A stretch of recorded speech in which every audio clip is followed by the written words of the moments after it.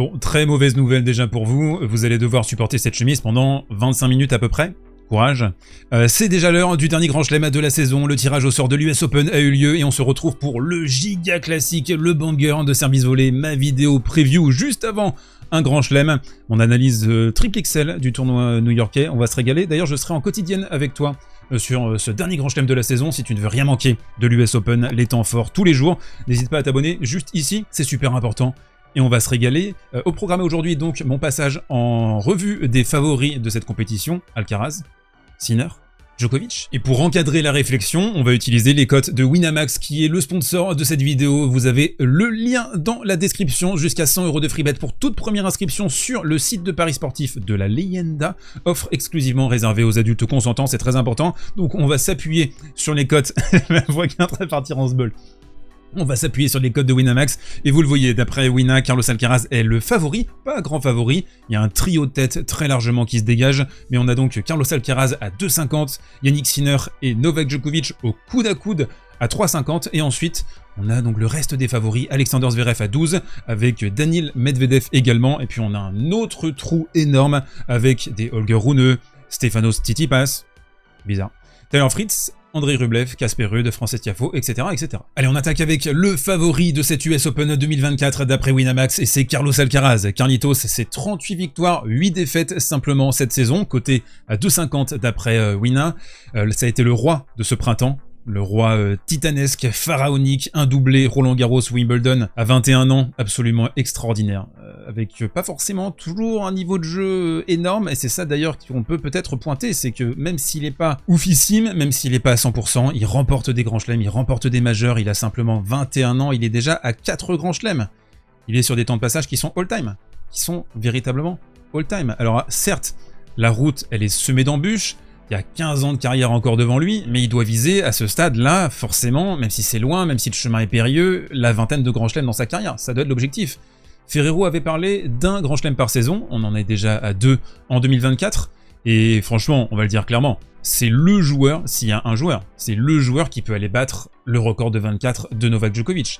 Et c'est peut-être encore l'une des raisons qui fait que Novak continue à jouer et à s'arracher, parce qu'il a bien identifié que ce Carlitos-là, c'était une menace. Carlitos qui a déjà davantage le profil d'un joueur de grand chelem, de 3-7 gagnants. C'est un joueur qui est encore meilleur sur ce format, on l'a vu tout au long de la saison. On a vu également à quel point dans son calendrier, il a priorisé les grands chelems au détriment des autres tournois. On rappelle, hein, il a lâché 3 Masters 1000 cette saison, forfait à Monte-Carlo, à Rome, à Montréal également. Donc les Masters 1000, ce sont quasiment des tournois préparatoires désormais pour Carlitos, et c'est un traitement de calendrier qui fait penser à ce qu'a produit le Big 3, avec vraiment un focus sur les grands chelems, mais ça remonte en fait à Pete Sampras. C'est vraiment Sampras le premier qui a verbalisé, après Lendl, je veux le record de semaine en tant que numéro 1 mondial, je veux le record de grand chelem. Il avait les 2 records quand il a arrêté sa carrière, il s'est fait dépasser par Roger et ensuite par Rafa et Novak Djokovic, mais c'est une façon d'appréhender le tennis qu'on peut peut-être un peu regretter, je trouve, parce que du coup on n'est pas présent sur toute la saison,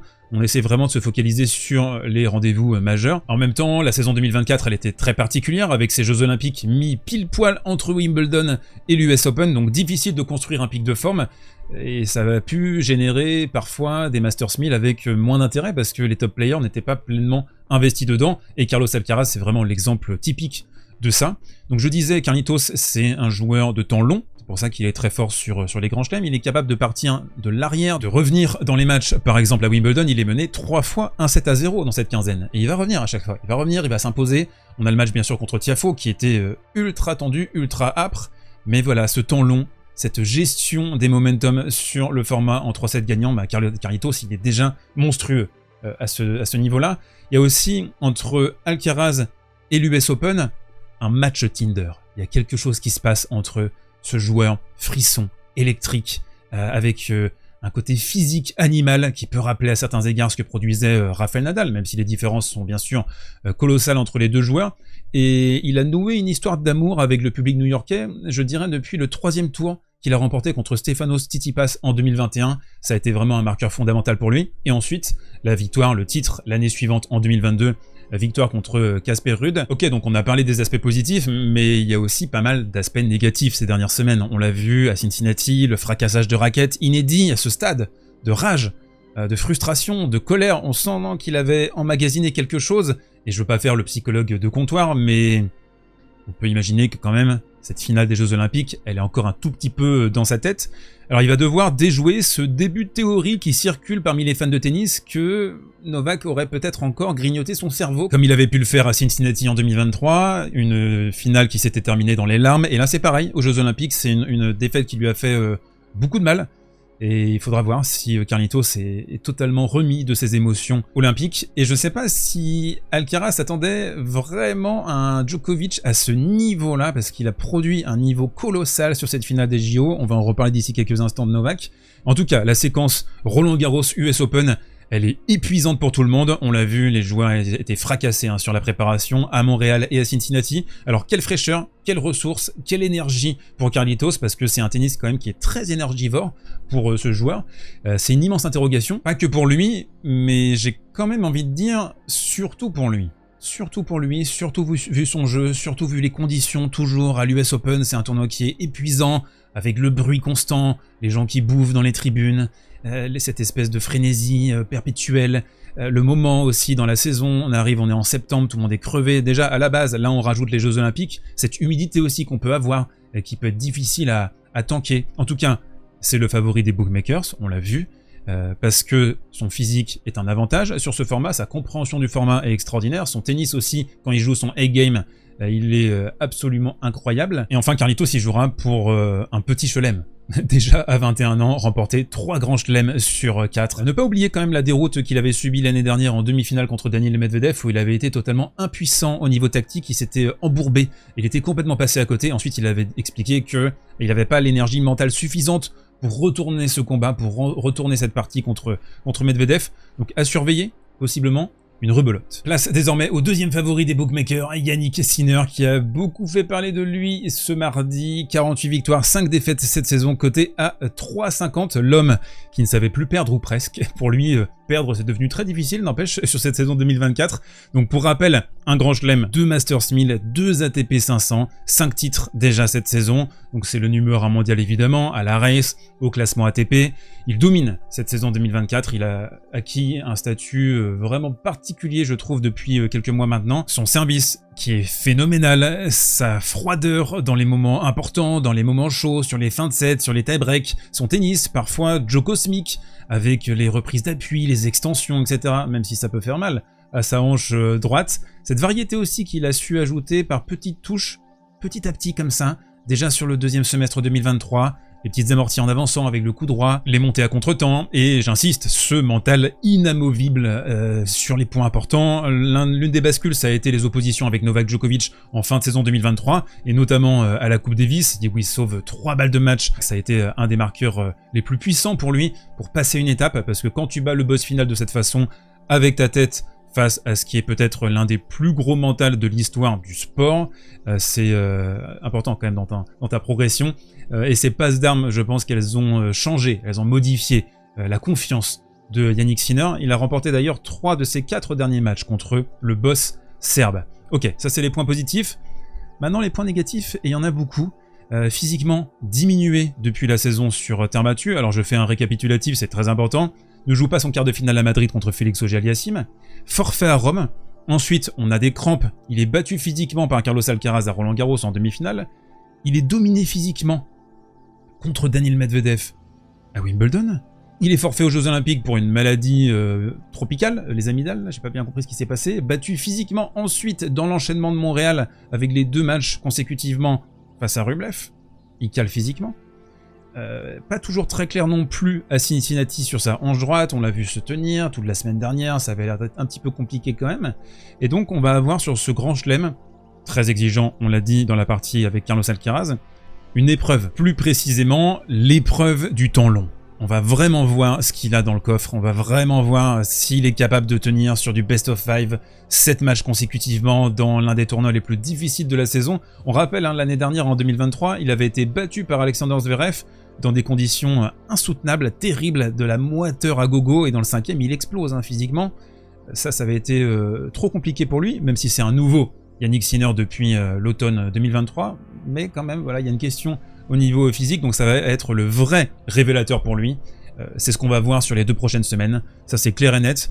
On rappelle également un seul quart de finale à New York depuis le début de sa carrière en 5 participations. Alors c'était le quart de finale face à Carlos Alcaraz où il a balle de match en 2022 avec une possibilité quand même d'aller très loin, voire au bout. Il perd cette rencontre, c'est Carlitos qui remporte le titre, mais voilà, globalement c'est pas un joueur qui va toujours très très loin à New York à cause des conditions justement, les conditions qui sont difficiles pour lui.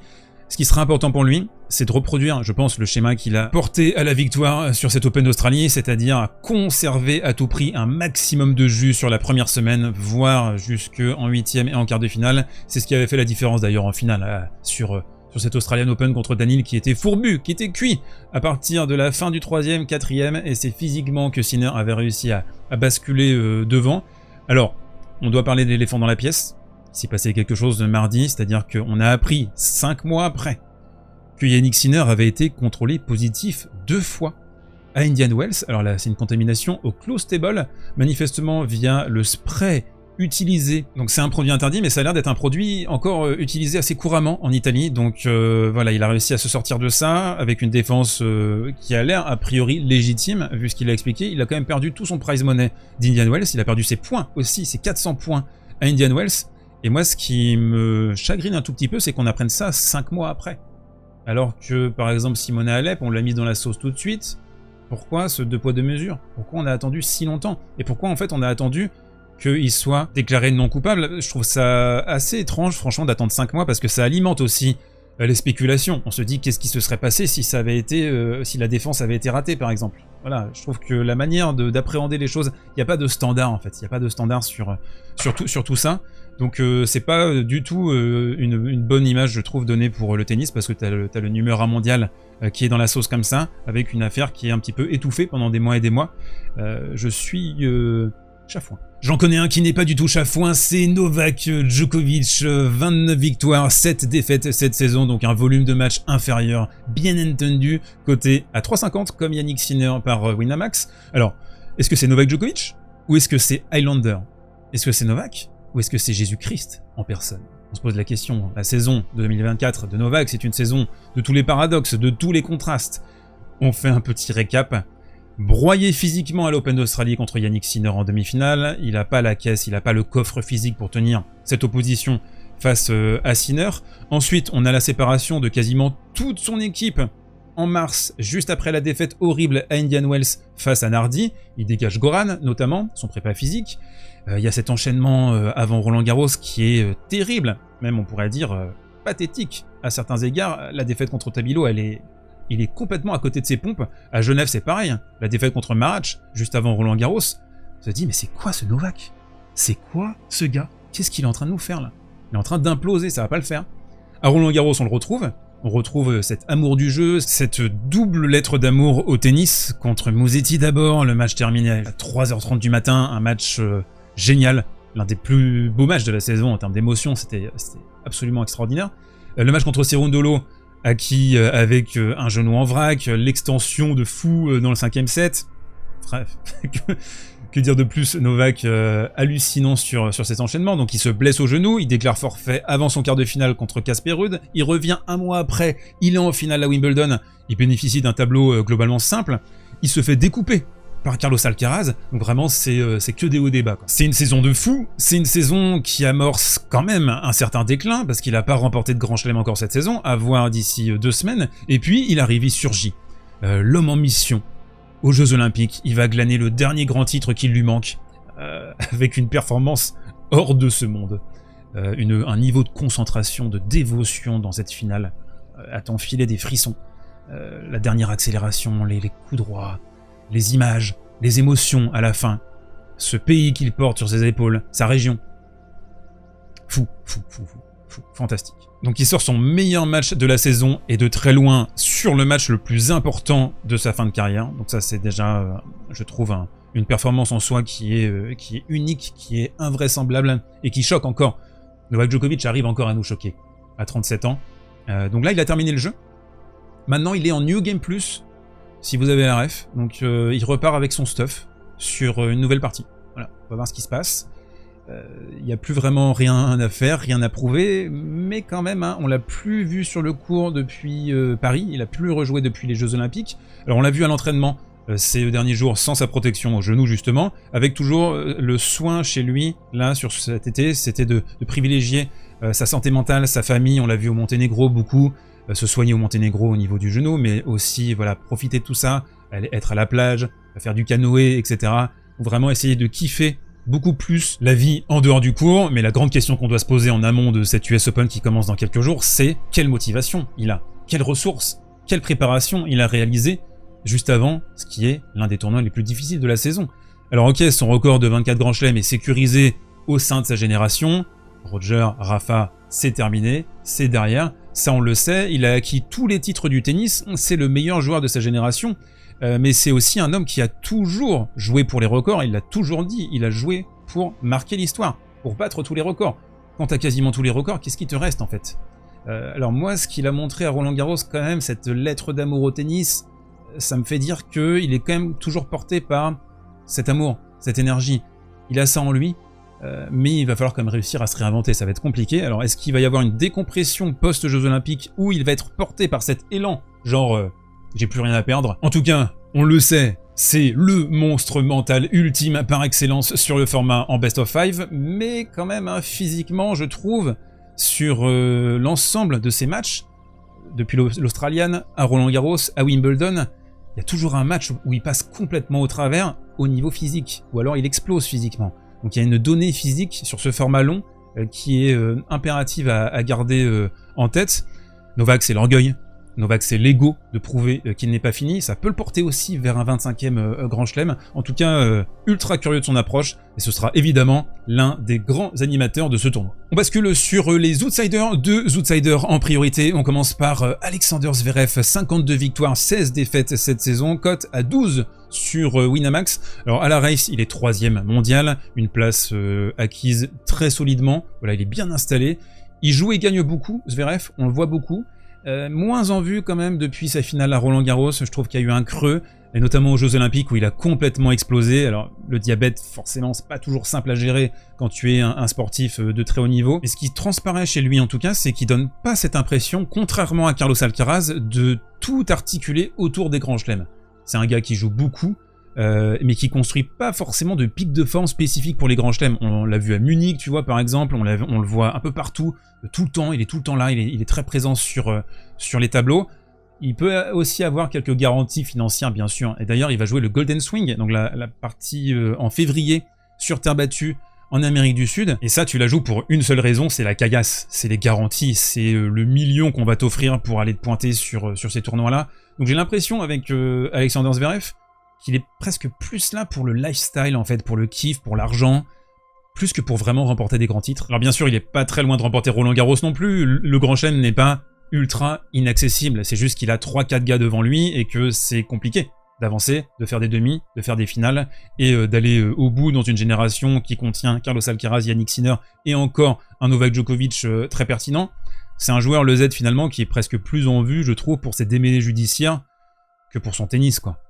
Ça aussi, c'est un point important. Un autre point important, c'est, je l'ai déjà dit dans la vidéo précédente sur le débrief de la victoire de Yannick Sinner à Cincinnati, 11 derniers tie-break face au top 5, 11 tie-break perdus. Donc il y a un blocage mental aussi quelque part. Ça, c'est un point qui est important. Donc évidemment, Alexander Zverev, c'est une menace quand son service clique. Ça reste aussi une valeur sûre à l'US Open. Il reste sur un quart de finale, une demi-finale et une finale horrible contre Dominic Thiem. Le dernier vrai outsider crédible de cette US Open 2024, c'est Daniil Medvedev, la Danilad, 35 victoires, 13 défaites cette saison, coté à 12, lui aussi, par Winamax.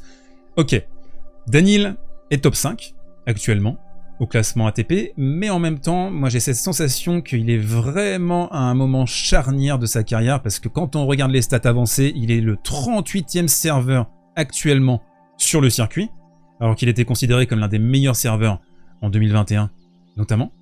Il est le 5e relanceur, et donc en fait on est passé de serveur limeur à relanceur matcheur. Donc il a vraiment dû modifier son ADN, mais pas par choix, par contrainte, parce que le service ça va plus du tout depuis son hernie. Il n'a pas la qualité de service suffisante pour remporter un grand chelem et même un grand titre depuis plus d'1 an. Son dernier grand titre c'était à Rome en 2023, ça c'est vraiment un facteur bloquant. Et surtout, il sort de 2 firsts lors de la préparation à Montréal et à Cincinnati contre Davidovich Fokina et contre l'AHK avec un service aux fraises, avec un coup droit aussi aux fraises à Cincinnati, donc une prépa très très compliquée. On sent qu'il est frustré par son niveau, on sent qu'il est frustré par ses sensations, et même si c'est un matcheur formidable, même si c'est un gars qui est génial pour trouver des solutions, pour se réinventer, tu peux pas non plus en permanence être en compensation en fait. À un moment donné, c'est trop difficile. Il a plus ce service qui lui permet de s'économiser.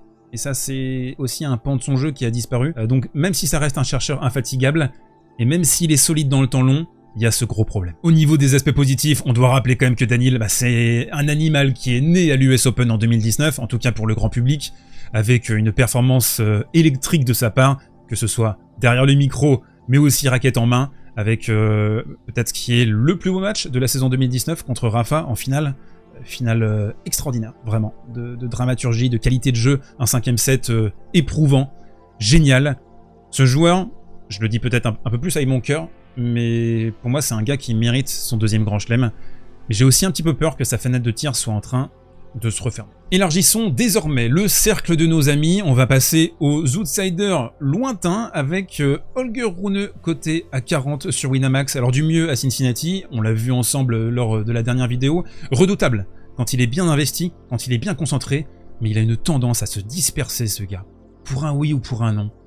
Physiquement fragile aussi, il a déjà prouvé sur le format long, sur 7 matchs consécutifs. Il n'arrive pas à mettre en place tout ça, donc il y a la composante physique, mais la composante mentale aussi chez lui qui rentre en ligne de compte, et je trouve qu'il a une immaturité trop importante pour pouvoir s'avancer comme ça sur un tableau et remporter 7 matchs consécutivement sur ce format. J'ai vu aussi que Stefanos Tsitsipas était coté à 40, on va jeter un voile pudique sur les chances de Stefanos, aucune 2e semaine de toute sa carrière à l'US Open, donc déjà aller en 2e semaine ce serait pas mal.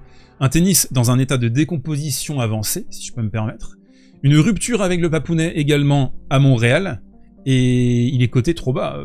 Pour moi, il devrait être à 70, 80, vu son état, vu également ses performances passées à l'US Open. On a Casper Ruud également, alors on parlait d'état de décomposition avancé, c'est un peu le cas des boyaux de Casper Ruud, parce que qu'est-ce que c'est compliqué depuis sa demi-finale à Roland-Garros, et l'espèce de virus qu'il a chopé aux intestins.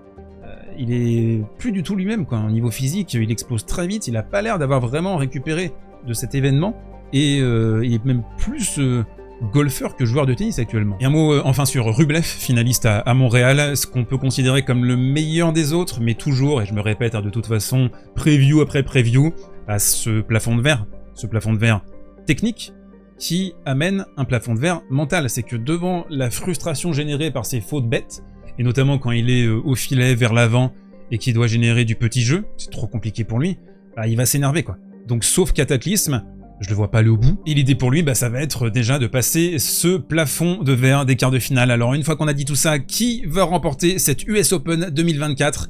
C'est très compliqué hein, cette année, parce qu'on a 2-3 favoris qui se détachent en la personne d'Alcaraz, Sinner et Djokovic, mais en même temps ça va tellement se jouer sur la fraîcheur. J'ai envie de dire quand même, Yannick Sinner d'une toute petite larmichette, sans vraiment être 100% convaincu. Pour une histoire de timing, vous l'avez vu de toute façon dans la vidéo, j'ai pas pu insérer les tableaux, le tirage définitif, parce que je serai présent ce vendredi jusqu'au mardi, 5 émissions consécutives avec Zanfilet, dont le mag ce lundi. Nous on se retrouvera juste après, donc juste après l'émission, le mardi soir ou le mercredi pour commencer notre US Open. Je veux bien votre pronostic dans les commentaires, parce que c'est vraiment pas évident je trouve sur cette édition. Et un dernier mot avant de se quitter, préparez-vous, dormez un maximum là les nuits prochaines avant l'US Open, parce qu'on va passer un maximum de nuits blanches. On va se régaler mon très cher Goth. Je te dis à très vite pour de nouvelles aventures tennistiques.